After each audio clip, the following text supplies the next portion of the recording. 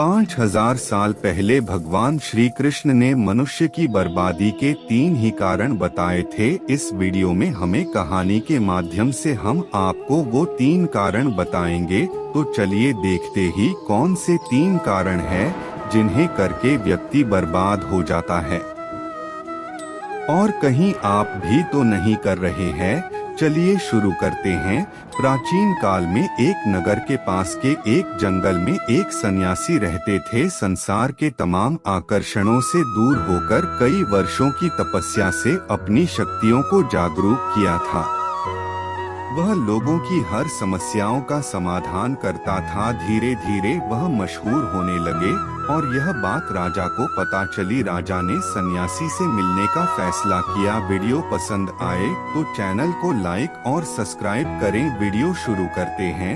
और वह सन्यासी से मिले। राजा सन्यासी के बातों से बहुत प्रभावित हुए और उन्हें अपने राज्य में चलने तथा महल में रहने का आग्रह किया। सन्यासी मान गए और राजा के साथ उनके महल में रहने लगे। कुछ साल तक सन्यासी वही रहे। एक दिन राजा और रानी को पड़ोस के राज्य में जान पड़ गया।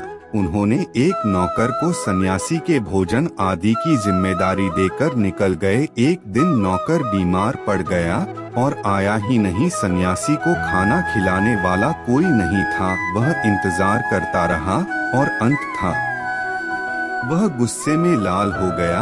तभी राजा और रानी वापस आए। सन्यासी ने राजा को बहुत डांट फटकार लगाई और कहा कि तुम मेरी जिम्मेदारी नहीं उठा सकते थे तो क्यों मुझे लेकर आए। कुछ दिनों बाद मामला शांत हो गया। कुछ दिनों बाद राजा को फिर से जाना पड़ गया। इस बार राजा ने अकेले जाने का फैसला किया और रानी को खड़े निर्देशों के साथ सन्यासी के सेवा के लिए रख दिया। रानी रोज समय पर सन्यासी को खाना भेज देती थी।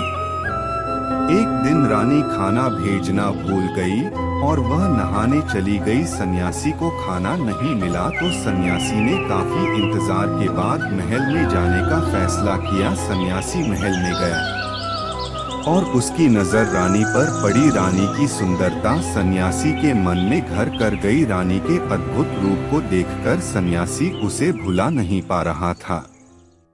उसने खाना पीना छोड़ दिया और कुछ दिन तक ऐसे ही पड़ा रहा। कुछ दिनों बाद राजा वापस लौटे और सन्यासी से मिलने गए। राजा ने कहा, क्या बात है, आप बहुत कमजोर हो गए हैं क्या? मुझसे और कोई भूल हो गई है? तो सन्यासी ने कहा कि नहीं, मैं आपकी रानी की अद्भुत सुंदरता की मोह में पड़ गया हूँ और मैं उसे भुला नहीं पा रहा हूँ और अब मैं रानी के बिना जिंदा नहीं रह सकता। राजा ने कहा, यही बात है ना, मेरे साथ महल में चलिए, मैं आपको रानी को दे दूंगा। राजा सन्यासी को लेकर महल में गए। राजा ने रानी से कहा कि सन्यासी आपकी सुंदरता के दीवाने हो चुके हैं और बहुत कमजोर पड़ चुके हैं और मैं किसी ज्ञानी व्यक्ति की हत्या का पाप अपने सर नहीं लेना चाहता कि आप सन्यासी की मदद करना चाहेंगे। रानी ने कहा, मैं समझ गई क्या करना है। और राजा ने रानी को सन्यासी को सौंप दिया। सन्यासी रानी को लेकर अपनी कुटिया में जाने लगे। रानी ने कहा कि हमें रहने के लिए एक घर चाहिए। सन्यासी ने राजा से कहा कि हमें रहने के लिए एक घर चाहिए। राजा ने उनके लिए तुरंत एक घर उपलब्ध करवाया। सन्यासी रानी को लेकर घर गया। रानी ने कहा, यह घर तो बहुत गंदा है, इसे साफ करवाइए। सन्यासी राजा से कहकर घर को साफ करवाया। राजा के हुक्म से घर को साफ करवा दिया गया। फिर नहा धोकर रानी बिस्तर पर बैठ गई और सन्यासी भी रानी के पास आ गया। रानी ने कहा, क्या आप जानते नहीं कि आप कौन थे और आज आप क्या बन गए हैं? आप एक महान सन्यासी थे जिनके आगे राजा भी झुककर प्रणाम करते थे और आज वासना के कारण आप मेरे गुलाम हो गए हैं। यह सुनकर सन्यासी को महसूस हुआ कि वह तो एक सन्यासी था जो सारी सुख सुविधाओं को छोड़कर शांति की तलाश में जंगलों में चला गया था। फिर सन्यासी ने राजा को बुलाया और रानी को उनको और कहा, यह राजल, आज मैं आपको मनुष्य के बर्बादी के जो 3 कारण बताऊंगा।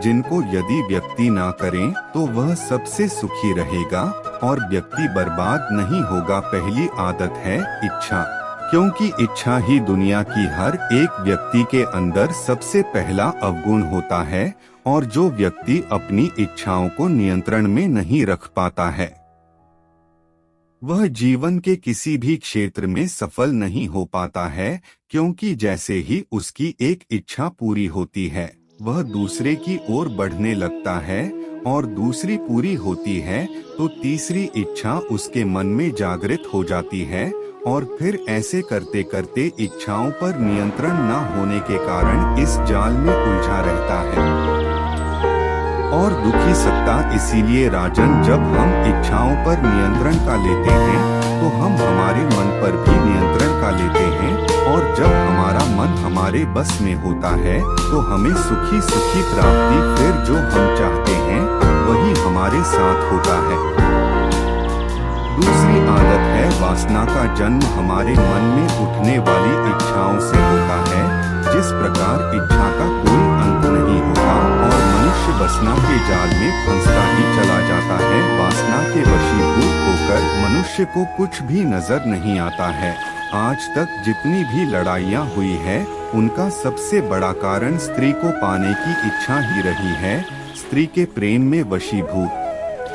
राजा महाराजाओं ने आज से पहले बहुत सारे युद्ध किए हैं। रावण इस संसार का सबसे बुद्धिमान व्यक्ति था, लेकिन उसने भी माता सीता की सुंदरता में आकर अपना सब कुछ बर्बाद कर लिया। उसकी मृत्यु का कारण एक स्त्री ही बनी थी। कहीं राजा महाराजा तो युद्ध में इसलिए हार गए क्योंकि वह लोग स्त्रियों से रासलीला रखने में ही रह गए। तो स्त्री की उत्पत्ति संसार को बढ़ाने के लिए क्यों है, लेकिन आजकल लोगों ने इसे अपनी वासना का शिकार बना लिया है, अपने मनोरंजन का साधन समझने लगे हैं और जब उन्हें अपना मनोरंजन नहीं मिलता तो वह पागल हो जाते हैं और ना जाने क्या क्या कर बैठते हैं। इसीलिए ही राजन, जितना हो सके उतना वासना से दूर रहना चाहिए। तीसरी आदत क्रोध, क्योंकि जब मनुष्य की वासना की पूर्ति नहीं होती है, राधे राधे।